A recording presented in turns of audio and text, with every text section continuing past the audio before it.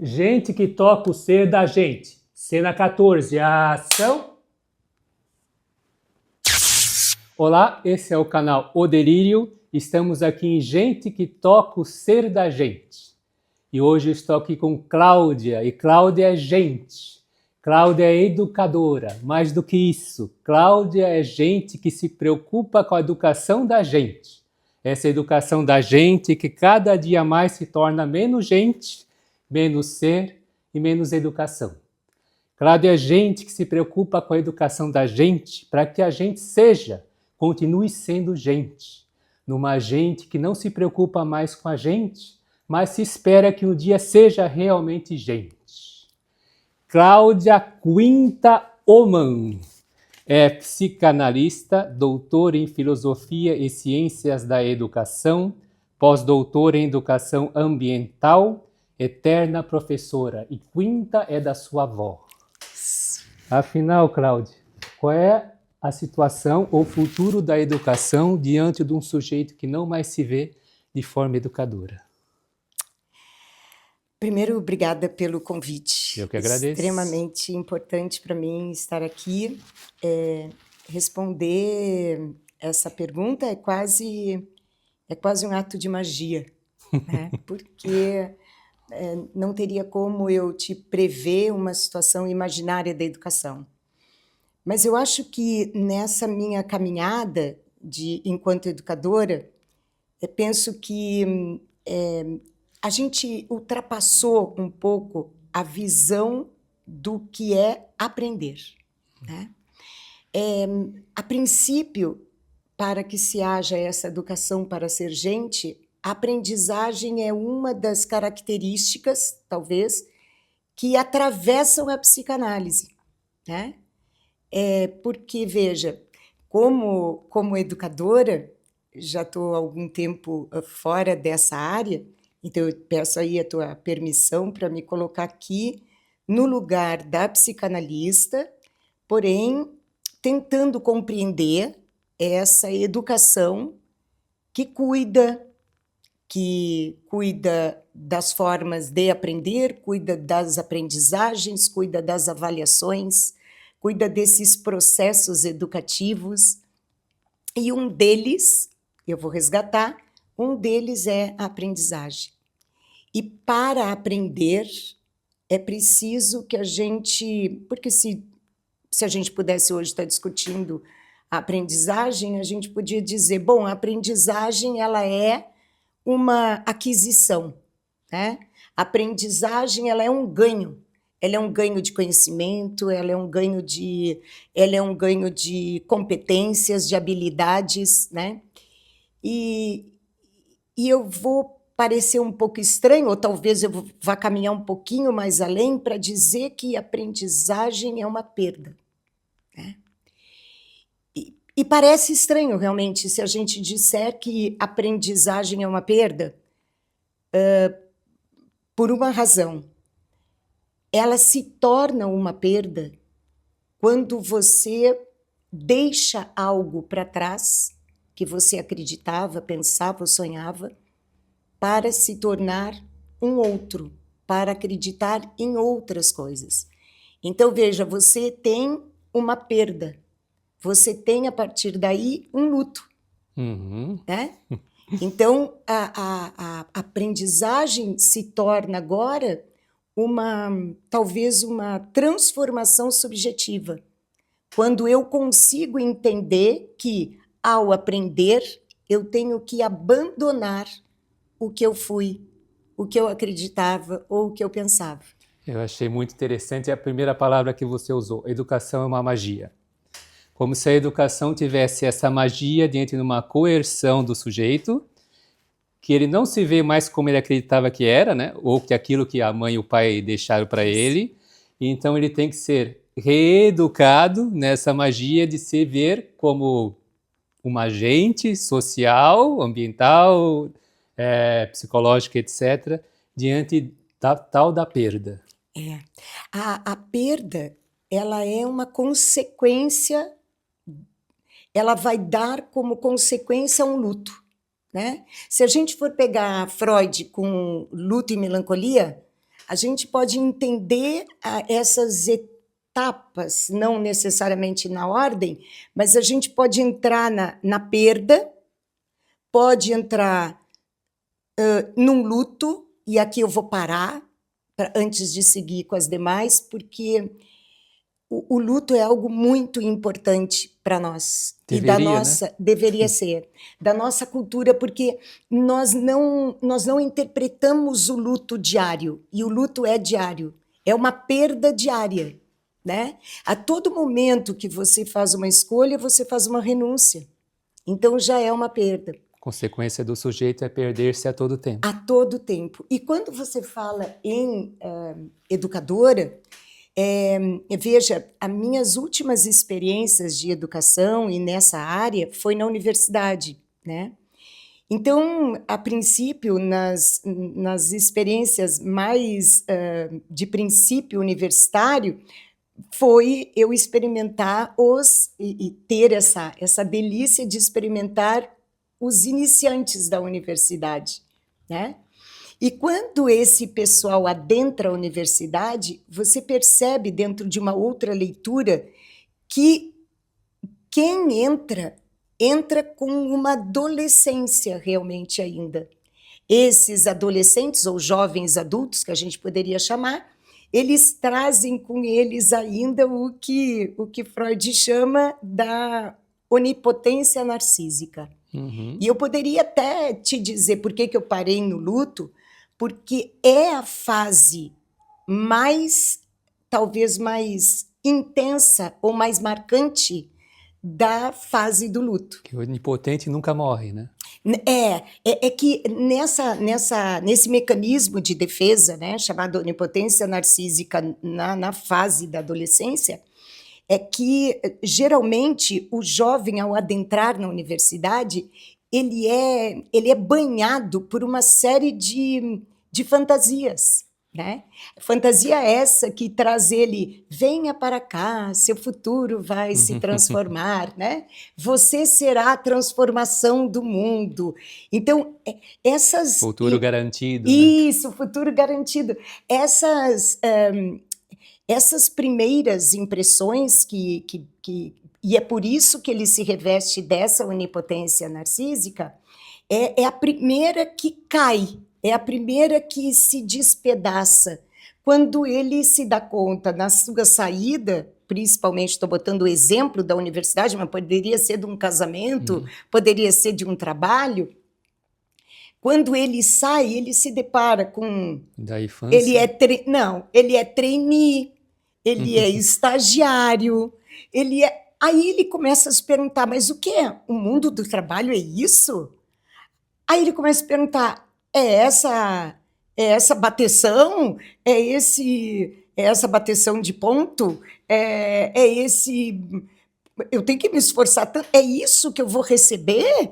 Mas e cadê aquela coisa, né? Então, vai se desmembrando, por isso que a gente diz que é a fase do desenvolvimento onde o luto é mais evidente, porque vão começando a despencar aquelas fantasias primárias, aquela narrativa infantil, aquelas imaginações de conto de fadas, a fada do dente que não existe mais, ou Papai Noel que não existe mais.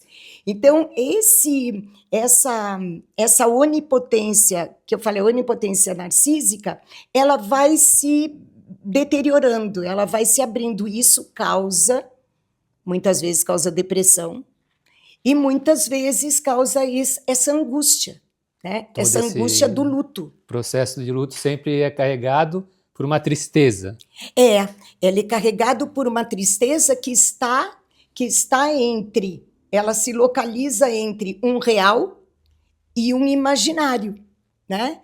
Entre aquele menino ou menina dourada da mãe. Né? Como ficamos se toda tristeza é proibida hoje em dia? E todo luto cerceado? Como é que ficamos assim? Eu não sei te dizer até que ponto esse luto é cerceado, essa tristeza é cerceada. Dentro das experiências hoje que a gente tem, em termos de clínica, por exemplo, aparece essa proibição, né? Onde eu carrego que o menino não chora, né? Eu ainda carrego, o menino não chora. Ou a mulher é empoderada. Então, quando Outra fantasia. Claro, quando eu carrego essa cultura ou essas fontes midiáticas que tudo é felicidade e que você é empoderada, ou como se isso fosse...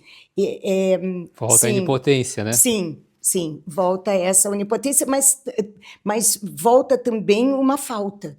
E aí eu posso te dizer que a gente falou da perda, a gente falou do luto, depois do luto é interessante que vem a tal falta.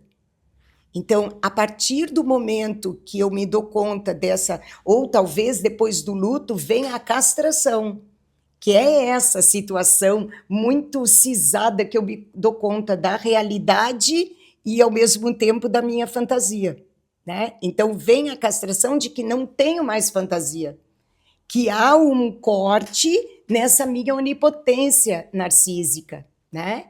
E aí, a partir daí, vem a tal da falta. Mas vem a falta, aí se o sujeito se permite, vem a tristeza, mas o que acontece, que eu estava tentando dizer assim, aí vem a medicalização dessa tristeza. Ah, bom, ok. Tipo, ok. Não pode. Ok. Aí vem a procura da tua escolha, né? A tua escolha. Eu vou falar uma situação. Não que eu seja contra a medicalização, Sim. mas a medicalização ela tem que ser feita de uma maneira muito, assim como toda a forma de terapia ou toda a forma de análise, é uma condição muito responsável, né? A banalização de algo, ela também é uma fonte de doença, né? Sim. Então, hoje mesmo, eu penso que uma boa análise, dessa tristeza, a gente pode entendê-la melhor, num caso de revisitação da sua própria história, né? A partir disso, eu consegui conectar com aquilo que eu quero ser, com aquilo que eu pretendo ser, e, Jorginho, não tem outra. Isso é uma coisa que dá muito trabalho. Então, ou a pessoa arregaça as mangas e vai se dedicar mesmo para encontrar uma forma de melhor trilha, Porque de essa melhor dor percurso. é absoluta, né? Por exemplo, que se a gente, claro, a gente está botando a dor aqui, ou um luto, ou a perda, que na verdade é uma triangulação, né? Luto, perda e falta é uma triangulação. Então, falar aqui sobre uma perda do trabalho, sobre uma perda do casamento, sobre uma perda de um ente querido, é tratar aqui sempre de uma situação muito subjetiva. Não daria para a gente generalizar. As pessoas, por exemplo, que se aposentam, né? E hoje mesmo eu escutei esse relato do afastar-se por questões de idade, enfim, do tempo, do trabalho. E o que eu vou fazer na minha segunda-feira pela manhã? E a falta, como é que eu fico? Como é que eu fico? Isso. E isso é muito bacana, porque na medida que você eu vou usar o termo, despedaça essa onipotência, que você quebra essa coisa narcísica onde você podia tudo ser e ter, quando você castra isso, você dá-se conta de que há possibilidade de você se recriar, de você conectar e recriar. Sendo um ser existente, você cria as possibilidades da criatividade. Para isso passa por uma morte. Sim. Morte sempre, e renascimento. Sempre. De conectar-se com você, né? E eu acho que é mais importante aí, não só com você, mas com o que move você. E o que move você é sempre o desejo. Então eu fiquei pensando assim que talvez o proibido não seja a tristeza esteja em cima, mas talvez o proibido é a falta, olhar para a falta. Nossa sociedade proíbe, não olhe para a falta, é uma mentira. Eu acho que a sociedade não coloca dessa forma, mas ela te coloca como um ser que pode ser completo. A melhor E isso é versão de si impossível. mesmo. A melhor versão de si mesmo. É impossível se ver completo. A falta é a evidência da sua incompletude. E essa é a parte mais bonita do ser, né? Até porque se há várias versões, então, quer dizer, não há morte, né?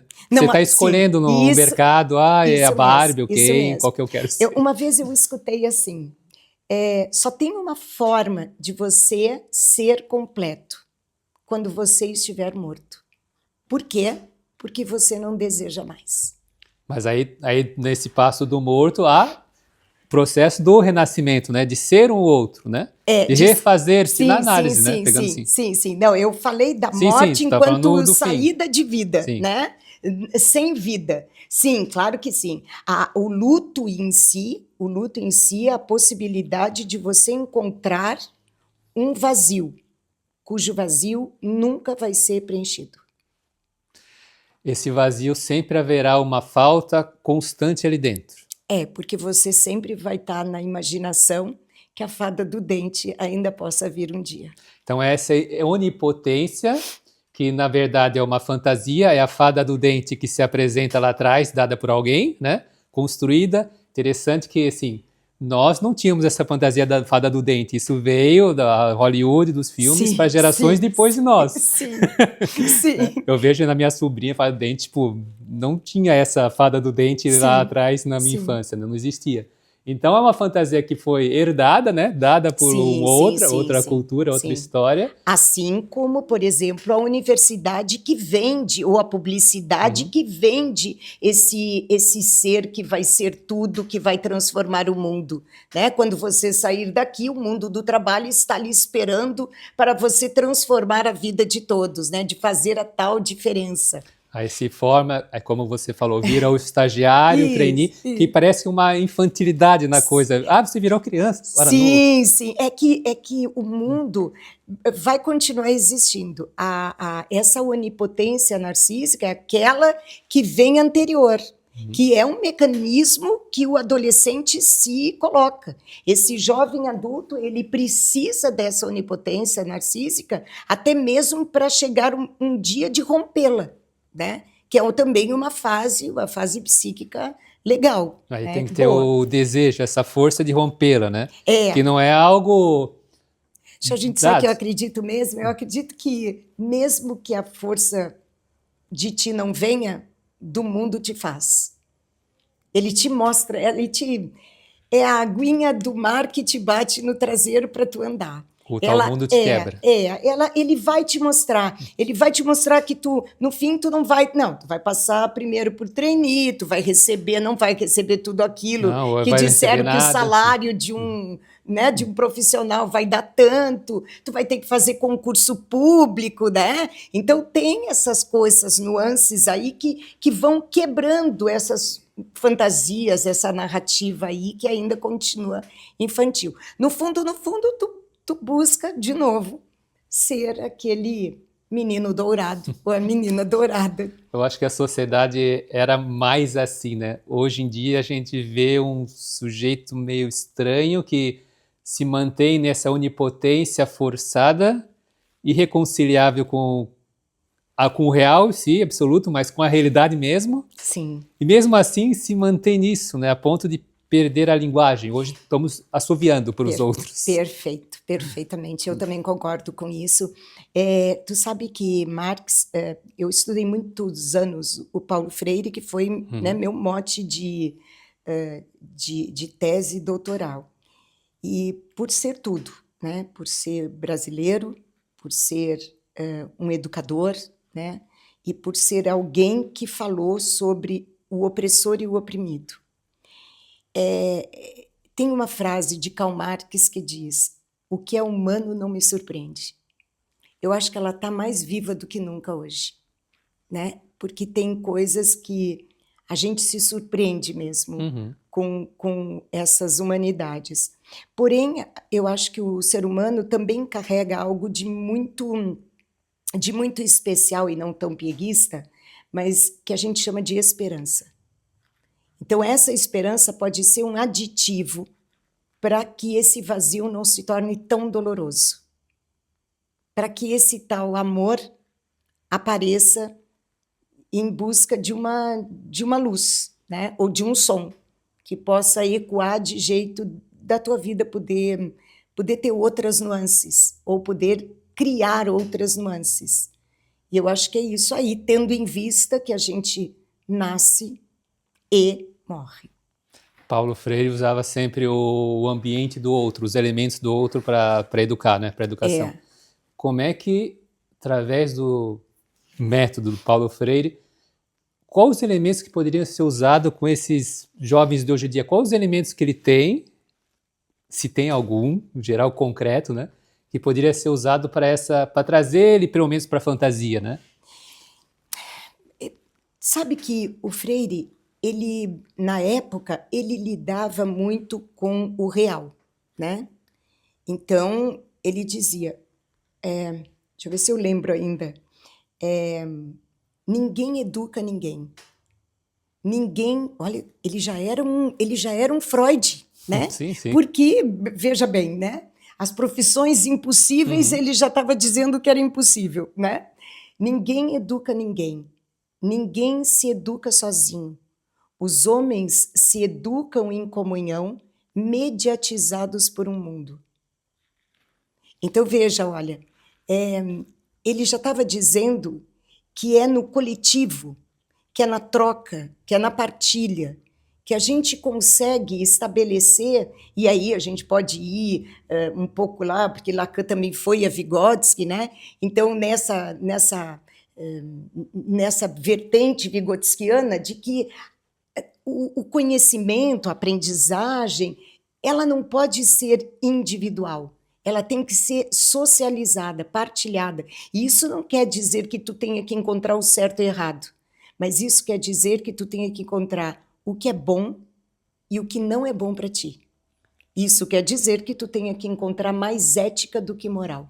Deixa eu ver se, assim, compreendi a frase no sentido, assim, que talvez o educador seja aquele que ninguém educa ninguém, mas talvez o educador, esse papel, seja aquele que carrega o mundo nas costas e oferece ao outro nesse papel social. E nisso há uma dor absoluta que todo educador carrega. Esse de a falta do sujeito em si no papel que ele faz, que ele traz, que ele se apresenta. Essa é a dor da educação? Essa é a dor do educador? A dor do educador é ficar sozinho. A dor do educador é não ter o educando. Só um lápis. É só um quadro verde. Só um quadro verde. Só um quadro verde, onde eu vou escrever somente o que eu penso, mas eu não tenho ninguém para ler. Quem é o giz? É a tua onipotência narcísica. E o que ele escreveria nesse quadro para você mesma? Para mim mesma? Ou para os alunos? Não, ou para os alunos. Que bom tê-los aqui.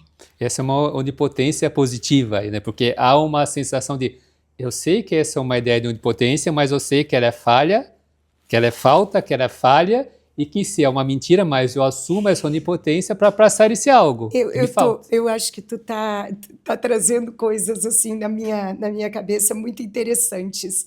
Eu vou te dizer o que eu escreveria, porque talvez aí os meus alunos, os meus, que eu considero sempre, né? Uhum. Eles vão lembrar. O que eu escreveria com esse... Eu tenho uma pequena marca na universidade, entre os alunos, entre os colegas, que mais entre os alunos, quando eu estava em sala de aula, eu me preocupava muito no olhar do outro. Olha que legal a ideia de que eu me estabeleço professora no olhar que o outro me dá como professora. E olha a frase que eu dizia. Eu fazia um gesto, inclusive meus alunos fazem até hoje, quando querem fazer alguma coisa comigo, assim, de aniversário, mando vídeos, eu fazia o gesto assim, pessoal, aqui comigo. Isso, aqui comigo. Esse gesto de atenção, esse gesto de me vem, eu acho que seria essa pergunta, não que bom tê-los aqui, Eu acho que essa não seria a Cláudia, não. Mas a Cláudia seria, a professora Cláudia, seria, na onipotência narcísica, seria essa. Olhem para mim. Mas esse olhar que você fala, que você É o capta, resgate, mergulha do aluno. é o resgate feio da docência, que parece eu ter a verdade. Mas, assim, é um olhar que te dá vontade, que te ilumina, sim, que te movimenta, alimenta, não é de claro. dar medo. Desejo. No sentido assim, Nunca. o que você está Medo pensando em nunca, mim? nunca, nunca, nunca, nunca. Quando se é professor, não se tem esse medo. Se tem, talvez é a preocupação de você sair de lá e perguntar. Tinha dias que eu saía da sala de aula e dizia, nossa, hoje eu arrebentei. Tinha dias que eu saía e dizia, nossa senhora, coitados, hoje foi muito ruim, porque eu mesmo me avaliava. Mas tinha preocupação sua com a educação do outro? Sempre. Não era aquele professor não, que... sempre. Até porque o professor prepara a sua aula, né? O professor dedica-se àquele espaço e tempo. Então, e não é para ninguém para além, é para aquele momento, é para aquela turma, subjetivamente para aquela turma, porque eu já tive experiências de ter os mesmos períodos de outros cursos e com a mesma disciplina e os movimentos completamente diferentes, completamente diferentes.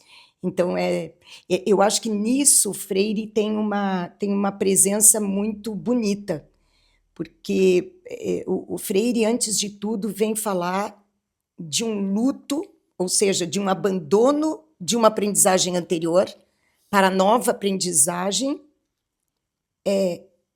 sabendo que vai ser um ato de liberdade.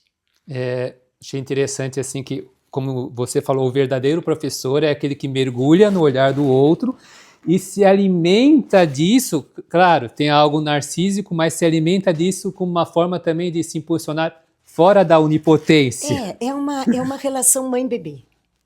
É uma relação mãe-bebê, a gente não pode fugir disso, mas é uma relação mãe-bebê, continua sendo. E quando há a morte, nesse processo mãe-bebê, quando o professor, educador sente ocorreu uma morte? Eu vou te dizer a minha, né? Ocorreu a morte quando eu vou à formatura deles, né? A morte é o abandono de que tudo aquilo que eles aprenderam até então, entre eu e os meus colegas, vai agora repercutir numa transformação de uma criatividade ou uma criação que eles vão ter que transpor ou transferir a novos seres, a novos alunos, e isso se projetando de acordo com o que ele metabolizou, o que ele conseguiu digerir de tudo que aconteceu. Mas tu sente essa formatura, tu sente isso, tu sente essa tristeza, essa dor, isso é emocionalmente impactante para ti mesmo. Sim, porque eles não, tudo aquilo que eles me deram criou um luto, eles partiram, né? Certo. Eles não vão ser mais meus alunos, né? Se bem que sempre há essa forma que eu te disse, quando eu me encontro com eles, eu dei aula também no curso de música, e então eles hoje tocam em muitos restaurantes, né? Então, às vezes, eu estou no restaurante e tem um aluno meu lá. Então, eu faço questão de comprar um CD, eu faço questão de entrar numa live quando eles estão, eu faço questão de... E é interessante que eles me chamam, oi, prof. Oi, prof, como está? Então, eu resgato um pouco de mim neles, né? Aquilo que eu dei para eles, que aparentemente teve uma perda, né? Quando eu há um reencontro de mim mesma, como orientadora, como professora, como, enfim. Foi professora de música? É do curso de música em licenciatura. Então, como eu sou da área da educação, todos os cursos de licenciatura, às vezes eu passava, pelos anos que eu tive dentro da universidade, eu passei, acho que por todos os cursos de licenciatura. Antes da gente começar aqui o podcast, você me falou que O seu lugar de fala não era mais a educação, mas era o lugar da psicanalista.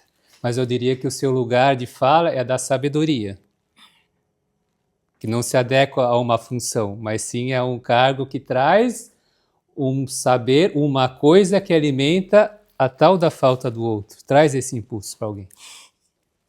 A gente não se desliga daquilo que a gente diz amar ou se identificar, né?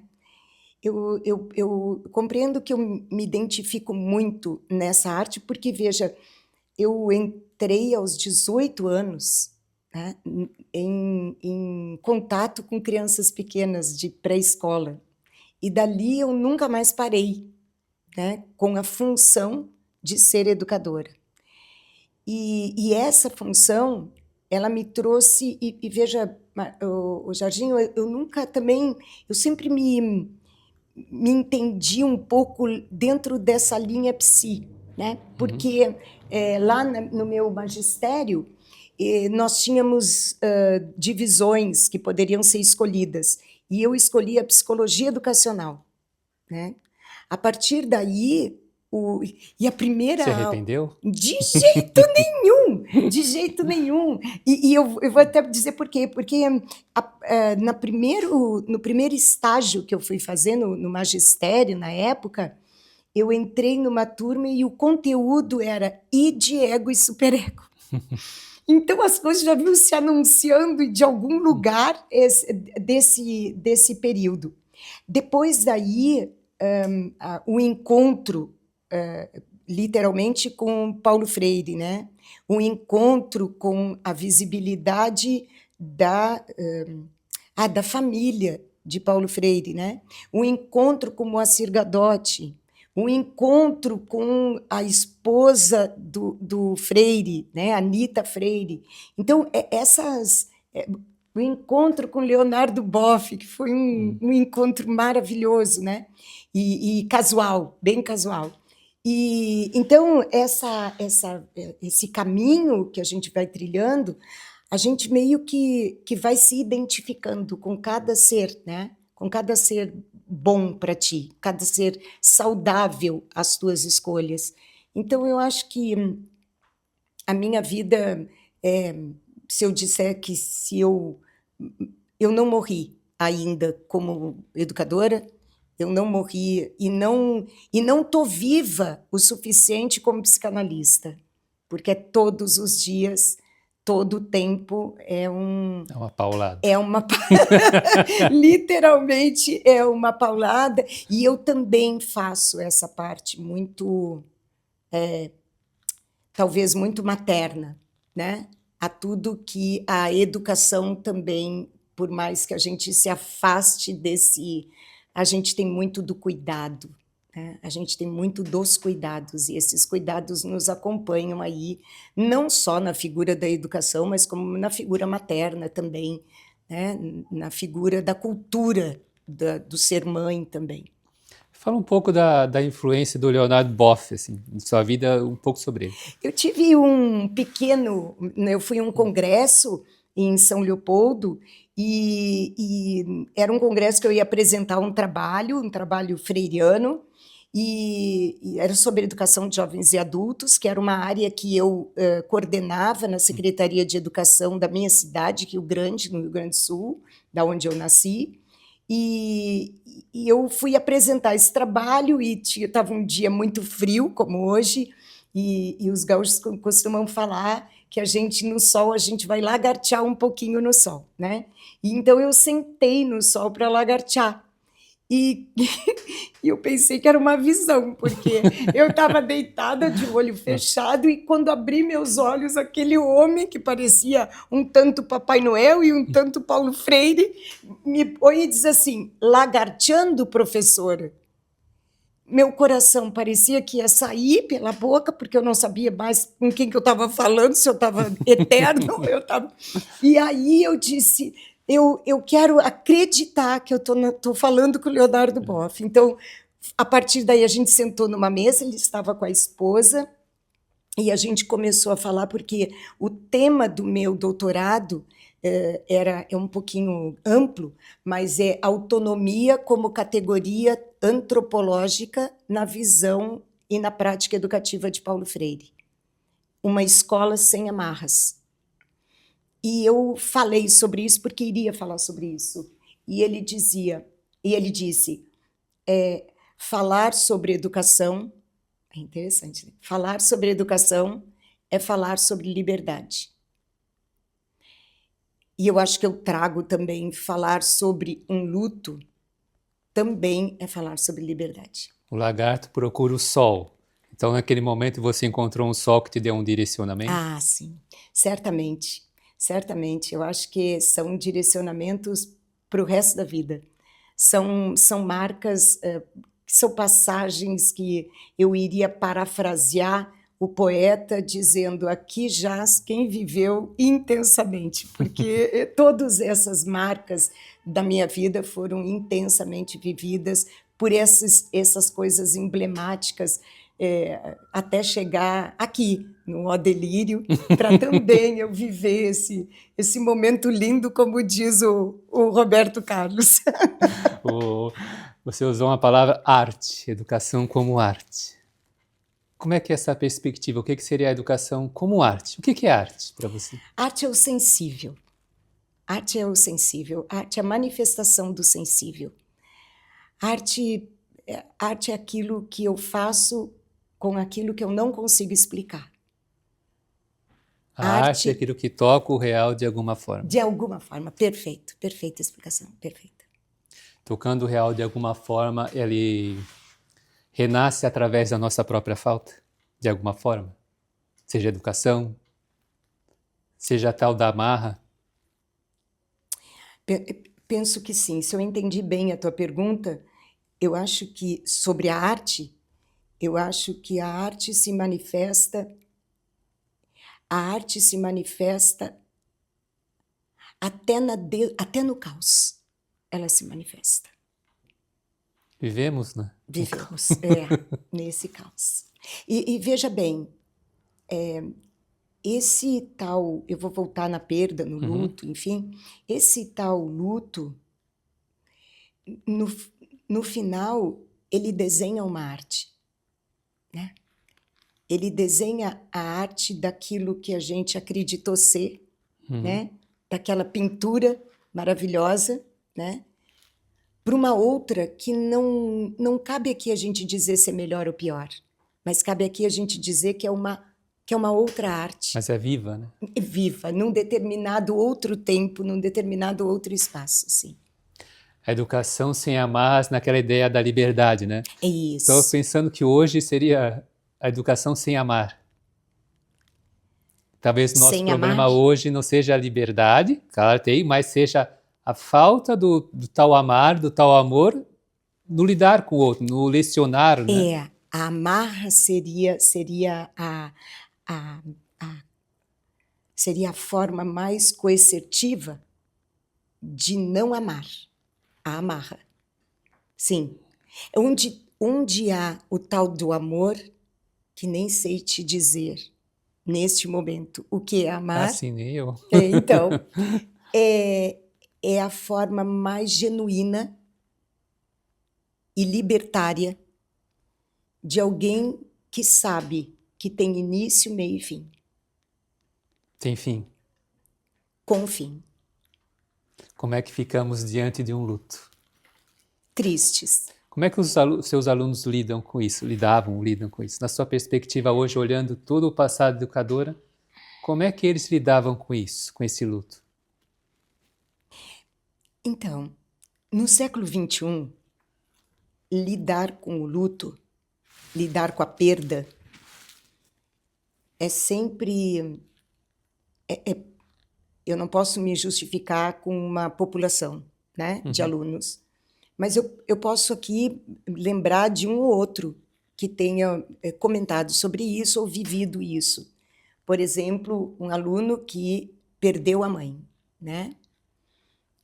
Essa perda de um ente querido muito próximo,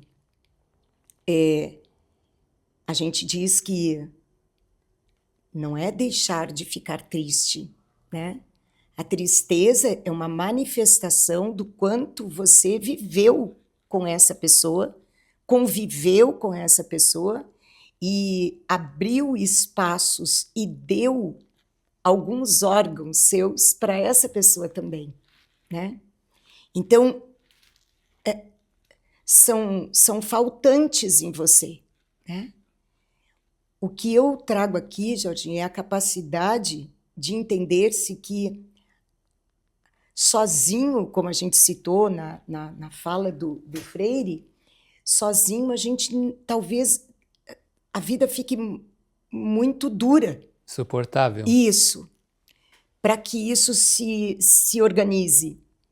Então, a gente estabelece aí um trabalho de, talvez essa palavra fique muito repetitiva, mas de reconexão com a gente.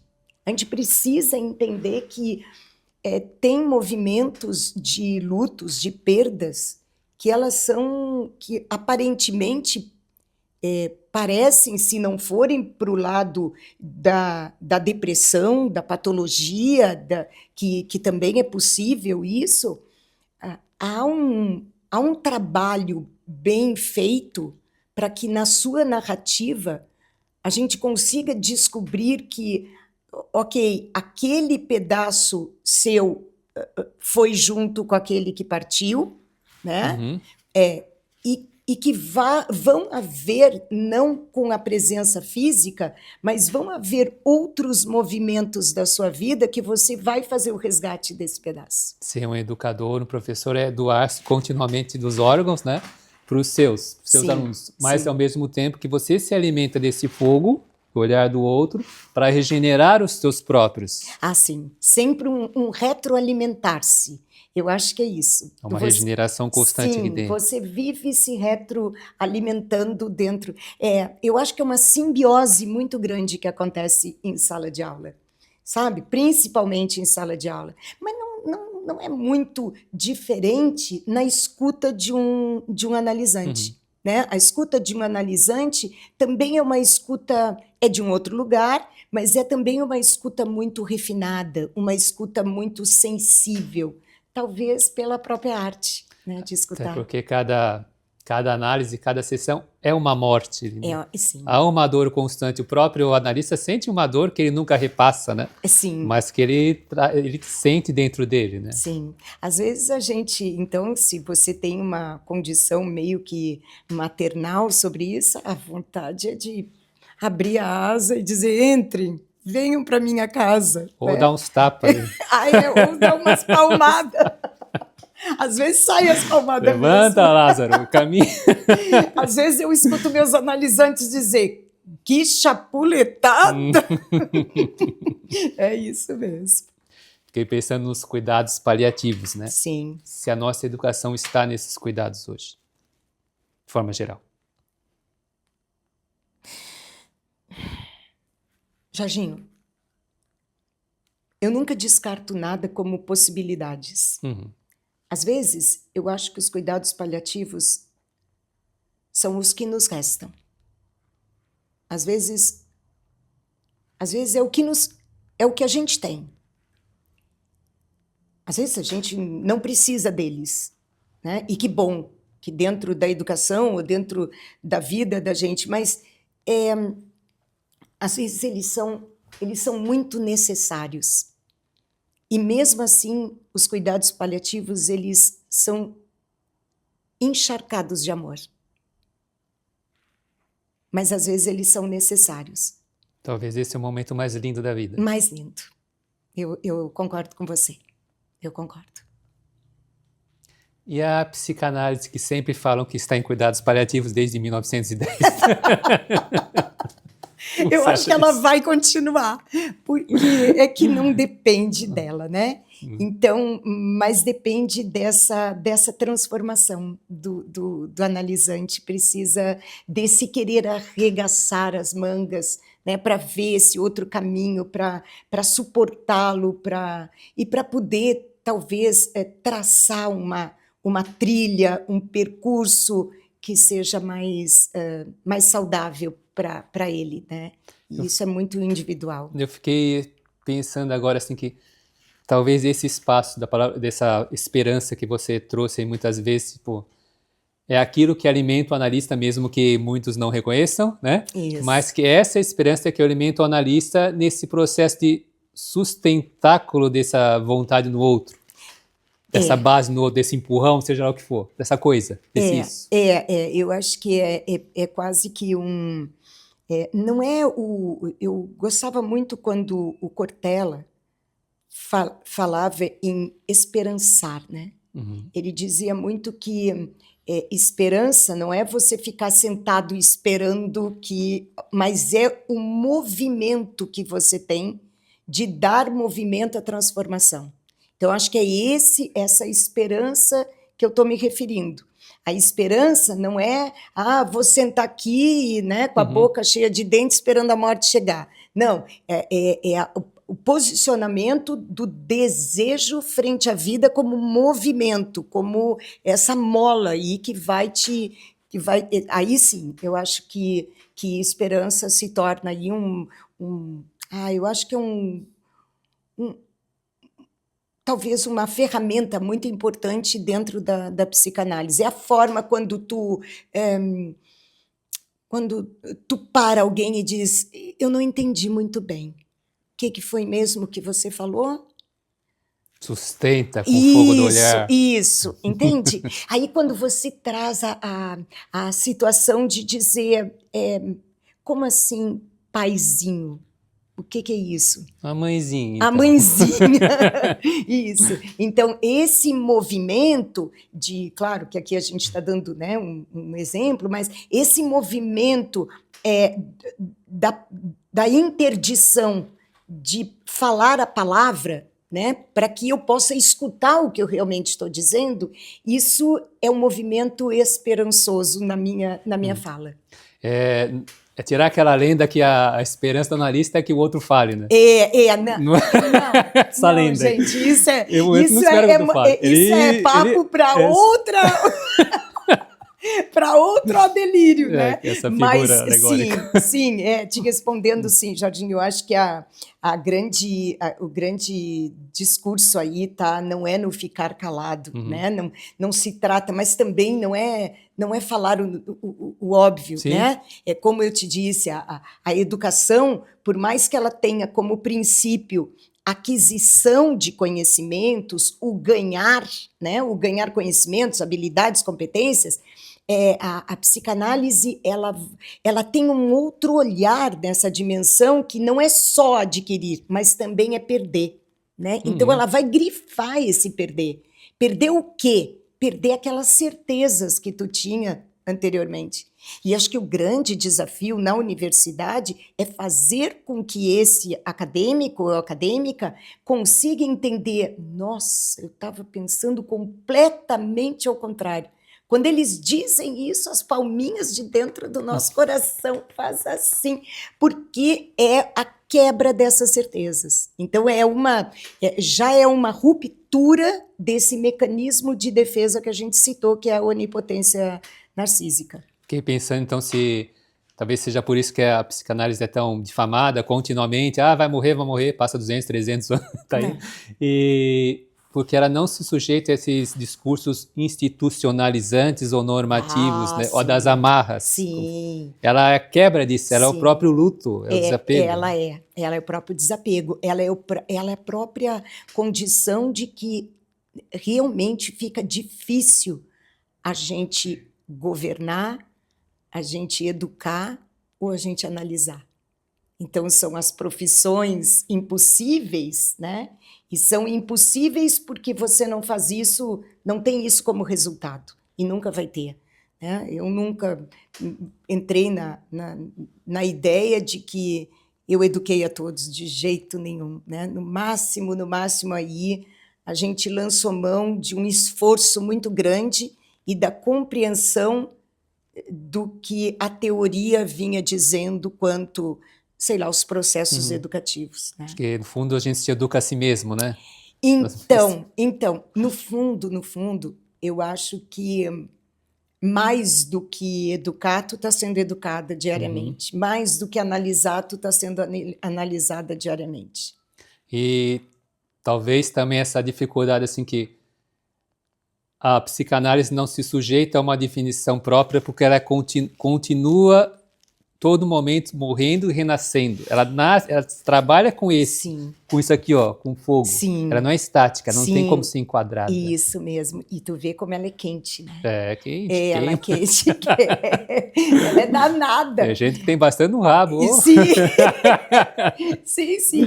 Eu tenho sei lá, eu acho que são impressões mesmo, que a princípio a gente vai ter que entender que a psicanálise precisa ela ser atualizada no sentido da atualização dos tempos, né? Então, é entender-se que não somos seres em essência, né? Como dizia o George Forbes, ou diz George Forbes ainda, não somos... a essência é a natureza. A essência é o gato que vai miar desde que nasce até morrer. A essência é o cachorro que vai latir desde que nasce até morrer. Nós somos seres existenciais. Nós somos seres criativos. E nessa criatividade, a gente inventa e se reinventa. E eu acho que a psicanálise, por lidar com existências, eu acho que ela também segue esse ritmo de se reinventar a cada movimento de época geracional. A gente late, mia, lagarteia. A pior é que a gente lagarteia entra no buraco do tatu também. Às vezes a gente tenta se colocar na via da essência, justamente porque a existência dói. Essa condição humana de metamorfo, né? É isso mesmo. Que a gente não se sujeita a um cachorro late, então ele late, é aquilo, né? Sim. E a nossa linguagem, ela é... a gente arte, né? A gente transforma em arte. Isso mesmo. É tudo... tu vê, né? A arte é uma coisa que, tu vê, culturalmente, o Brasil dificulta nesse movimento artístico, né? E quando a gente vê que isso é tudo, né? O Brasil se vende como super arte, mas não é nada disso. Às vezes não. Então é tão difícil para um artista colocar a sua intencionalidade no mundo, né? Hoje em dia é isso. Eu acho que as nossas intencionalidades profissionais, elas parecem estar marcadas por uma valorização estagrônica, né? Ou sei lá, que se eu posso chamar purpurina. Sim, né? Purpurinas e lantejoulas. Isso mesmo. Talvez seja por isso aí essa grande dificuldade nossa hoje de... eu não sei se essa metáfora vai fazer sentido ou não, mas é o que eu estou pensando nesse momento, é como se fosse uma grande briga entre linguistas e gramáticos, né? Enquanto o linguista ele vai captando a ideia do movimento da fala, o gramático quer o pormenor disso, né? E não está errado nenhum dos dois, são posicionamentos diferentes. Eu né? colocaria mais um linguista, o gramático e o artista. Isso. Né? O artista subverte a coisa e mostra uma outra visão que aí não são aceitos pelo linguista. Nenhum por nenhum. Vem um gramático que não aceita ninguém. Eu acho que talvez seja esse o nosso maior desafio, é entender-se multi, né? Entender-se multidisciplinar, né? Tá aí a educação. A gente lidou muito com as questões interdisciplinares a princípio, coisa muito difícil dentro de um ambiente institucionalizado e compartimentado, né? Dentro de caixas. Então eu me sentia a especialista né? E isso fez com que a gente também não tivesse essa visão tão sensível das demais, né? Então, eu acho que talvez o desafio seja mesmo a gente lutar por uma educação, quem sabe, multidisciplinar, né? Onde eu consiga ver as diferentes profissões. As pessoas falam em transdisciplinar, eu fico um pouco... Eu fico ainda... É mais um... Isso, né? Eu acho que a gente mais vai ter que dar uma... A gente lutou muito para as questões se conversarem, né, entre si, Mas eu acho que antes de se conversar, eu acho que a gente precisa conhecer esse todo, afinal de Talvez contas. está na hora de juntar tudo e... Isso! Se a gente fala em universo, em uma universidade, por exemplo, né, de uma escola de educação infantil, ensino fundamental, ensino médio, então é para a gente também pensar nessa diversidade, né, de posicionamentos, de lugares em que a gente precisa conversar com eles também, né?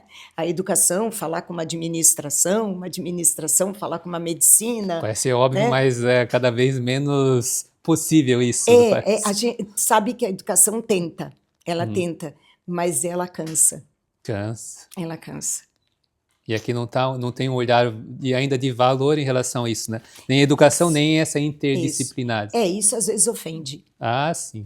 Isso mexe num lugar muito confortável para o século XIX, XX, em que algumas pessoas ainda se encontram dentro da própria universidade. É onipotência, né?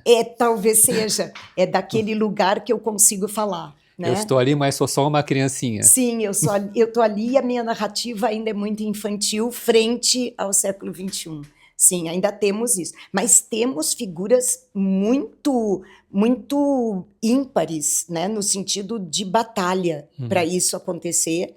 E está aí a minha esperança, né, que dentro do lugar onde hoje eu me coloco, eu também estou, de uma certa forma, contribuindo para isso também.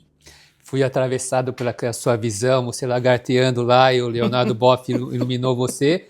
Será que essa hora que você perdeu o seu rabo de lagarto e se transformou ali para um outro caminho, uma outra visão em relação a quem que você é em relação à educação? Talvez ali não foi um marco para você de uma mudança, de uma morte, de um renascimento?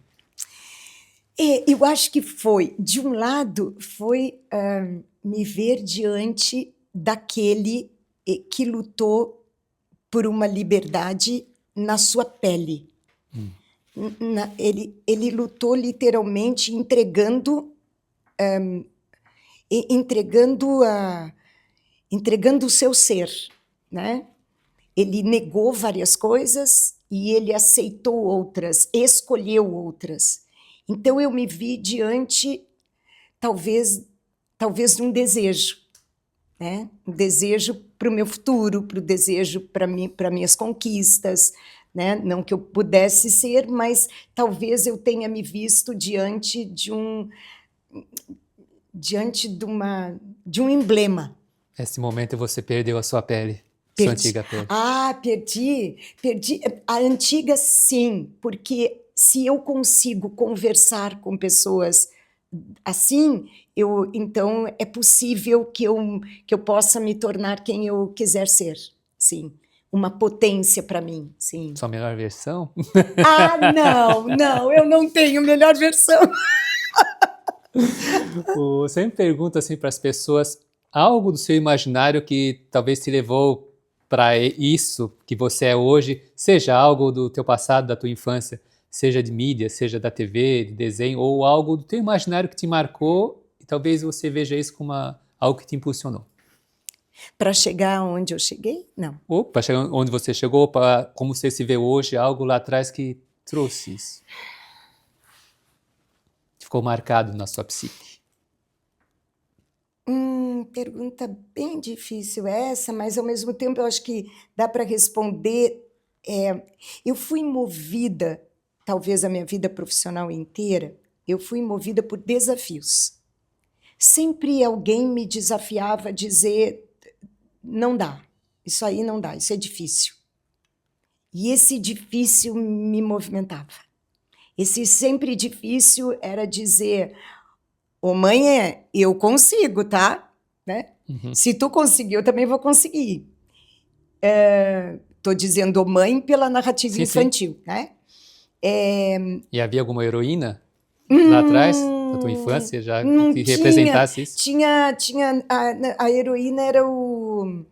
Como é aquele que cheirava no lencinho? O Lino? Não, era o... bom, daqui a pouco. Eu acho que na minha infância, eu acho que tinha uma abertura, Uma abertura. Eu fui educada dentro de uma visão já de mulher. Embora que o mundo que eu vivi dos anos 1970 para cá, eu me sentia... Imagina, eu nasci diante de uma revolução, né? Eu nasci em 63, Revolução 64, então eu já participei de muitas lutas, né? Então eu acho que talvez fosse movida por essas lutas. E a minha vida sempre foi uma luta meio constante comigo e com o mundo que eu vivia, né? Eu colocava, eu vou fazer tal coisa, e eu proporcionava na minha vida para que aquilo fosse realmente acontecer.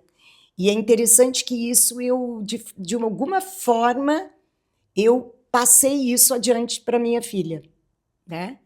Então, hoje eu também vejo uma luta constante dela em alcançar o inalcançável, né? Que eu não alcancei ainda, eu acho, mas que eu vivo lutando. Eu acho que é lutar com essa falta, né? No fundo, eu luto com a minha falta, mas fui impulsionada pelos meus desafios, eu acho que é isso. E assim, parece que todo esse desejo, essa vontade envolve uma abdicação da tal da paz, né?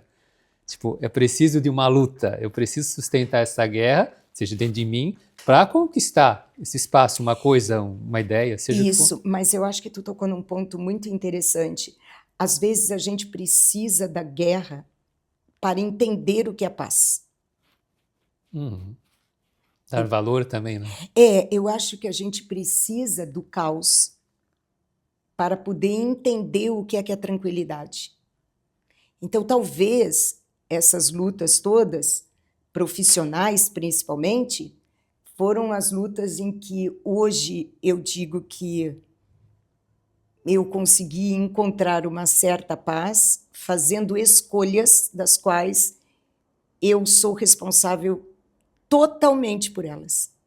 Mesmo com as cicatrizes, E está marcada ainda, marcadinho ainda, e não vai sair.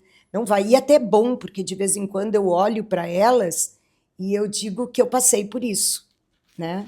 Eles marcam a paz que você sente no momento. Sim, né? é na dor, sim. O sofrimento é inevitável. A gente pode reduzir, pode amenizar, mas é inevitável. Toda análise é um sofrimento. Toda análise. E vamos dizer que a morte também é um sofrimento. Sim, sim. Não a morte em si, mas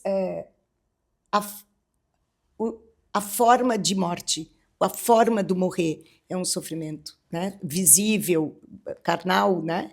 Então, às vezes, há medo, né? Não, o Gilberto Gil fez uma música agora e ele diz: eu não tenho medo da morte, eu tenho medo de morrer, né?